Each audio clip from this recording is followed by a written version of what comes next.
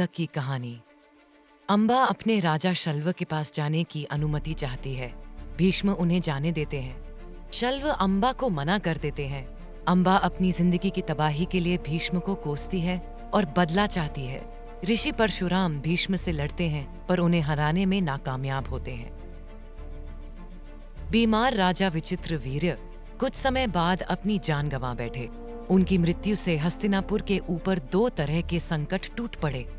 राज्य के पास न सिर्फ एक राजा की कमी थी, बल्कि अब उनके पास कोई राजकुमार भी नहीं था।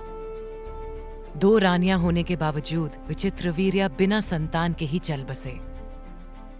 राजमाता सत्यवती को लगा कि भीष्म का ब्रह्मचर्य समाप्त होने का समय आ गया था। इसीलिए उन्होंने भीष्म से कहा कि वो अंबिका और अंबालिका के पुत्रों के पिता बने।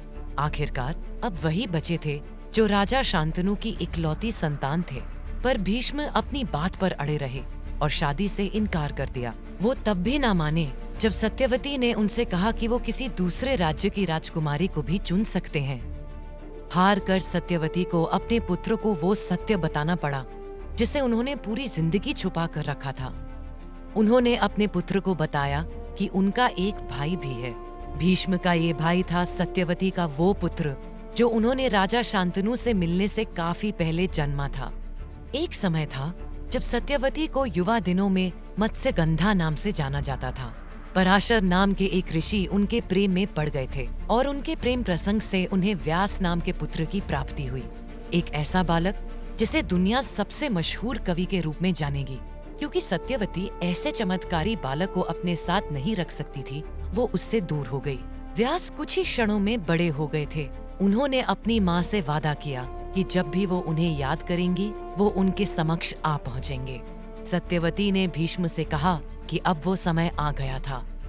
जब सत्यवती ने व्यास को बुलवाया, व्यास आ पहुँचे। उन्होंने व्यास से कहा कि वो अंबिका और अंबालिका को पुत्र दें। भीष्म की भी चिंता दूर हुई कि अब हस्तिनापुर का सिंहासन खाली नहीं रहेगा। परंतु विचित्रवीर्य की दोनों विधवाओं के लिए ये किसी सदमे से कम नहीं था।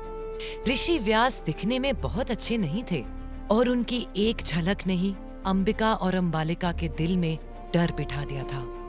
ये वही डर था जिसमें हस्तिनापुर का भविष्य छिपा था।